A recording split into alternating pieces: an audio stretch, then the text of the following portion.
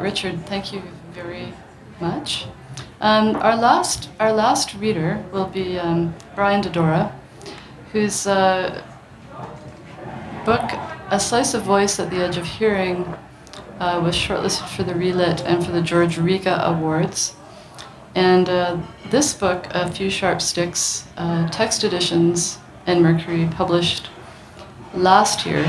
One of the amazing things that we can do now that we couldn't ever afford to do before is create hardcover books.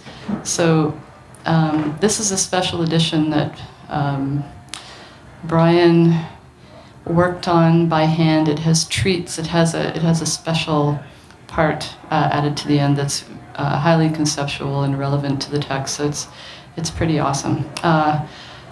Brian's the author of actually several books, including a book about William Karelic. And I'd like to introduce Brian Dedora.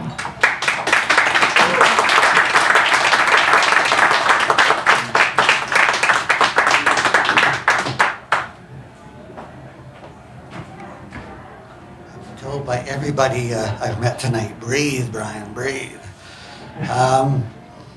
Before I start with Sharp Sticks, one of the joys of being back in Toronto is going down to the St. Lawrence flea market on Sunday mornings.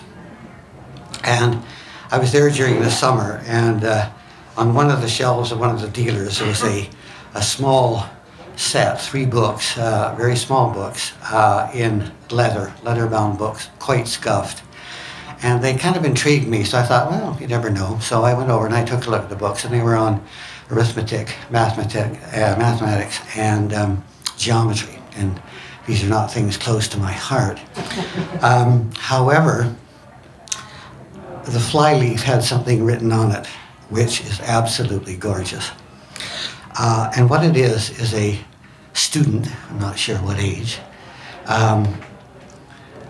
working out having a name that ends in S and how to do the possessive, whether it's an apostrophe S. So I'm going to read that to you and listen to the last line and see how he handled it. Joseph Hoops, his book, 1801. I wrote this name for to betray the thief that steals this book away. Joseph Hoops, his book.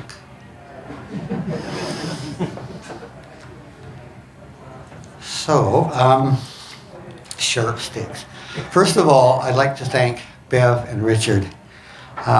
They have provided a platform on which I can walk out and do what I do. And now that I'm retired and doing more of it, it's a place where I can be. And I thank you very much for that. K. Is this sounding okay? I'm so intimidated by the fellatio you have to do on mics.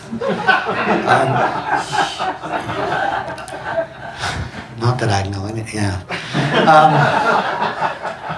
K.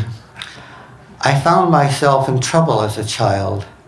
My somewhat personal distinctions between 2 principles of association, where an association is formal rules of duty, were my childhood, by my dedication at least, needed no rule. An unenviable position. The project then was to make it enviable by strategies. How to have your cake and eat it too. Not always possible. Best place to start campaigning though. Lowercase k. Fear of starvation, being eaten, being poisoned, being choked, being chopped to pieces, being drowned, being castrated, being dropped. Its source is constituted by various erogenous zones which acquire psychic dominance according to a pre-programmed epigenetic schedule. A schedule of becoming in one's individual fashion, aware of one's body and what it does. As you begin to find out, it's you. Nose hole connected to the mouth hole connected to the asshole connected to the brainstem connected to the head brain, them hole, them hot, hold them holes in the face of the cold. Did I tell you warmth is key?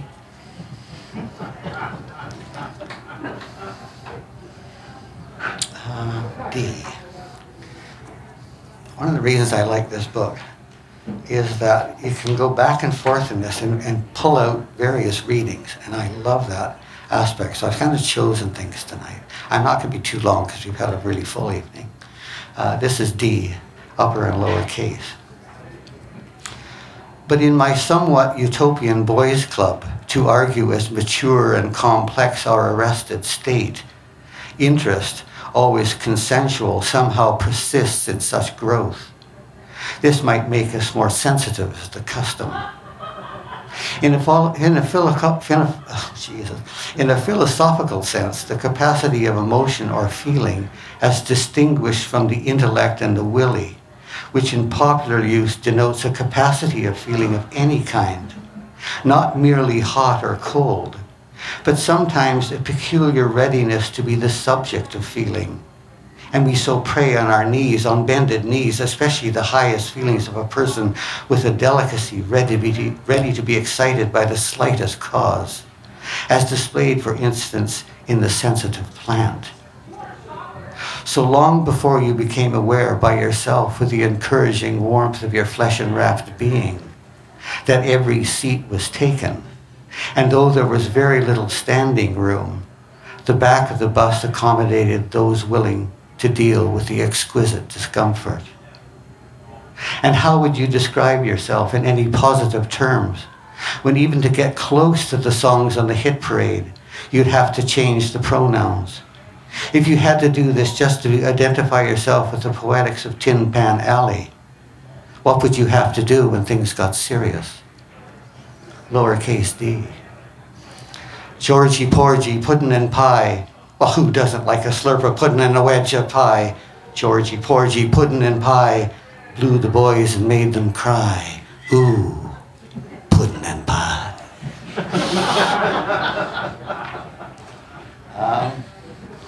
And just a short piece for a new friend.